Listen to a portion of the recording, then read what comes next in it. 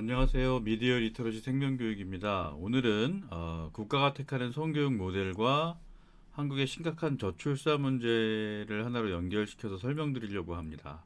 전 세계에는 두 가지 서로 다른 성교육 모델이 있습니다.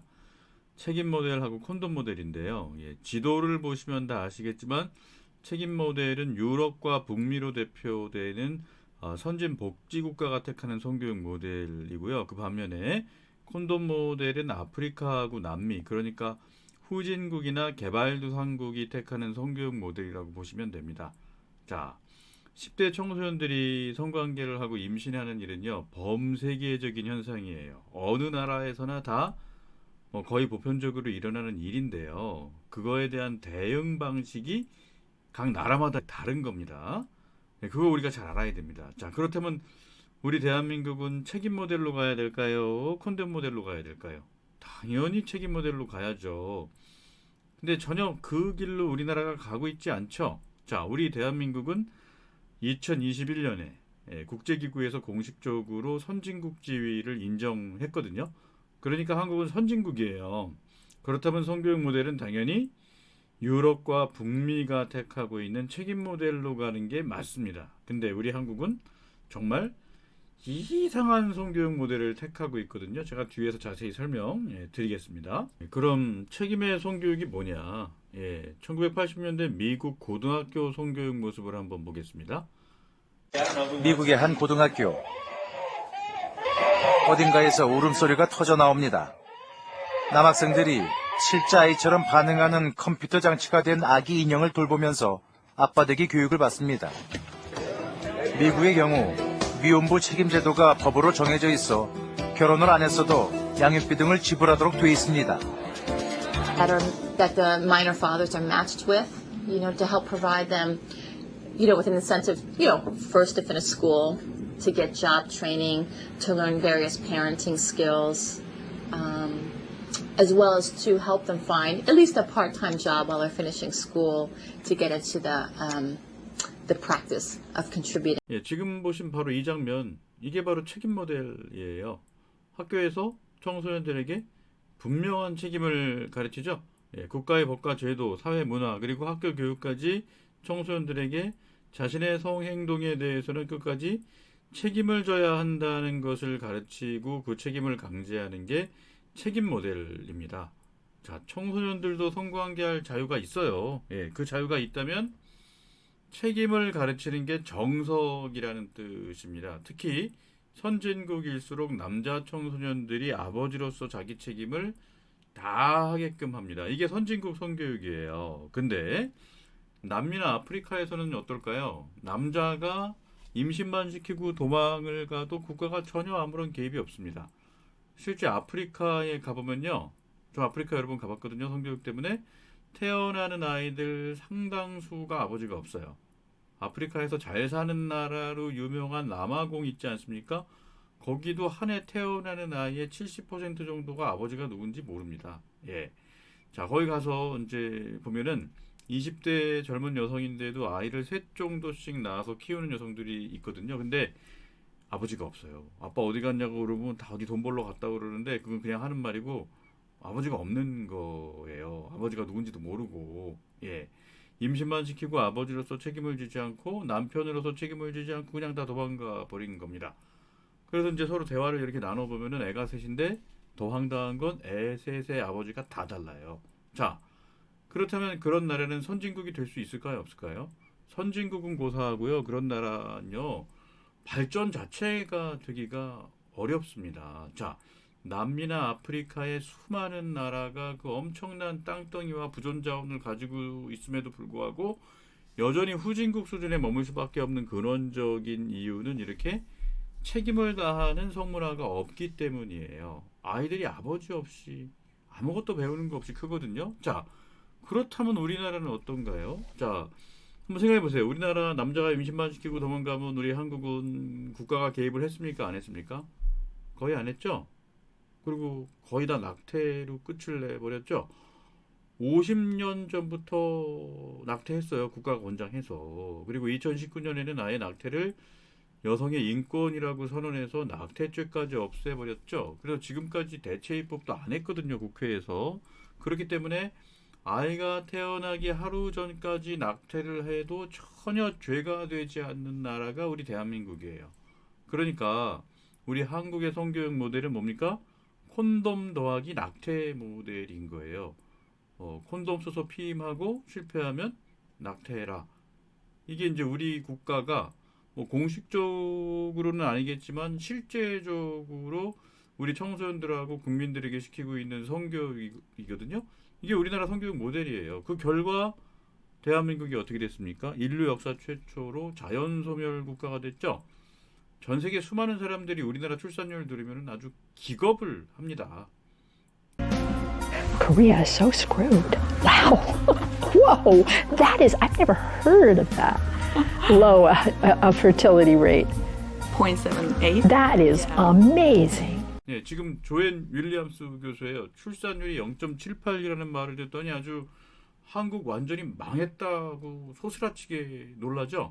외국 사람들은 이렇게 놀라는데 우리 한국 사람들은 뭐 전혀 놀라질 않아요. 아프리카나 남미의 후진국은 남자가 임신만 시키고 도망을 가도 여자들이 애를 낳아서 키웁니다.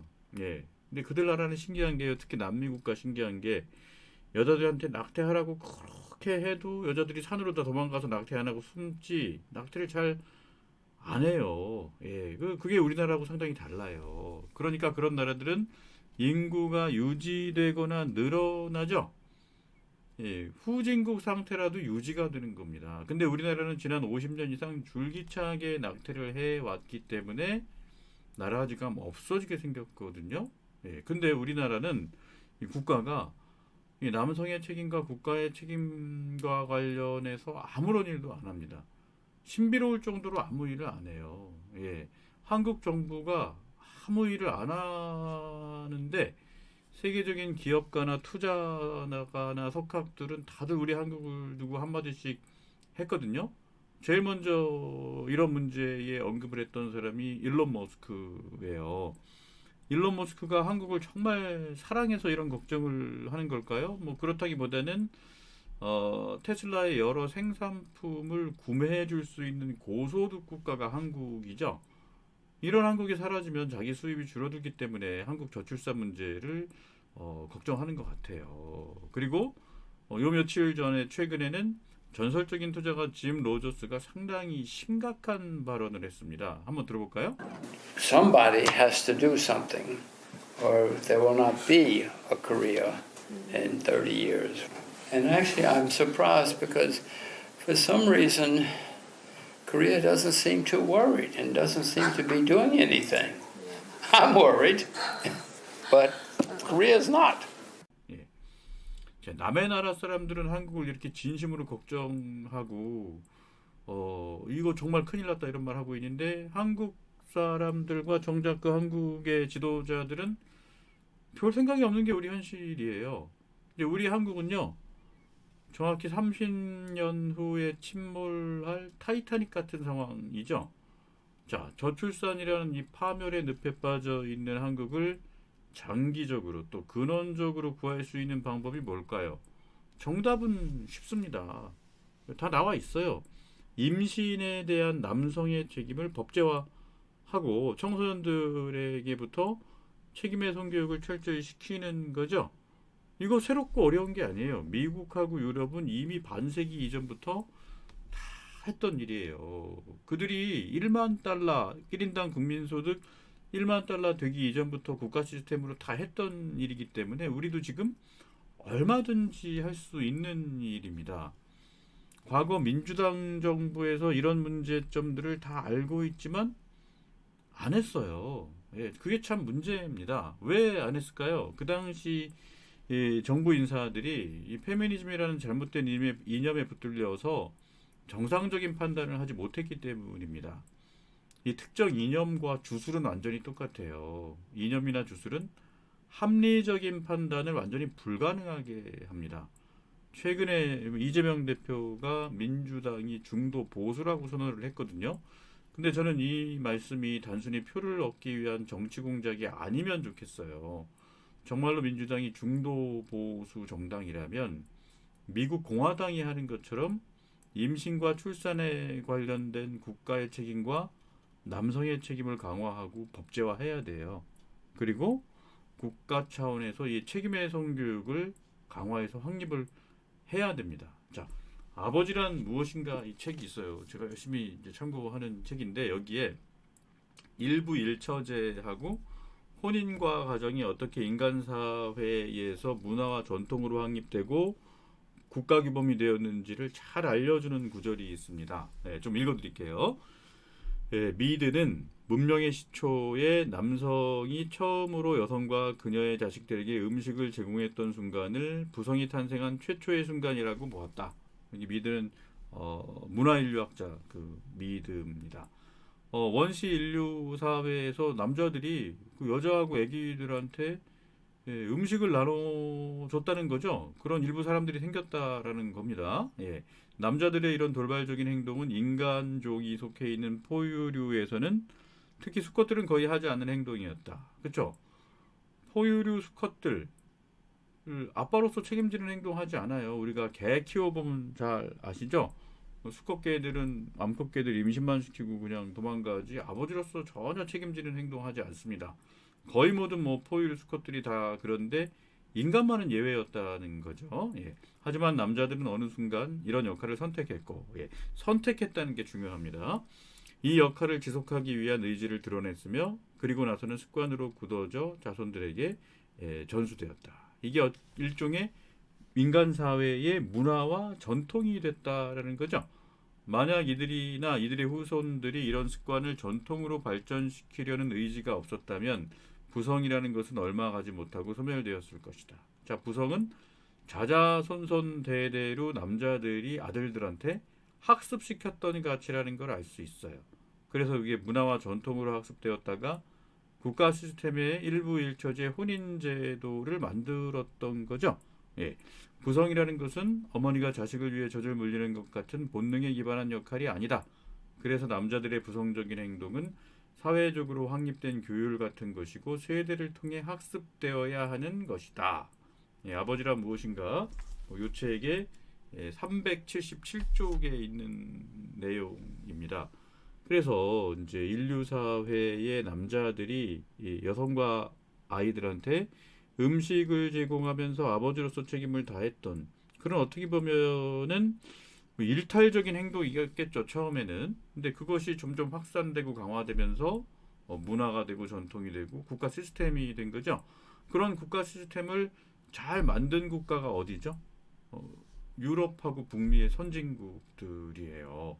그게 안 되는 나라가 후진국이고요. 자, 그러면 우리 대한민국의 심각한 저출산 문제와 성교육 문제의 해법을 여기서 찾을 수가 있는 거예요. 이 저출산 문제와 성교육 문제가 별개의 것이 아닙니다.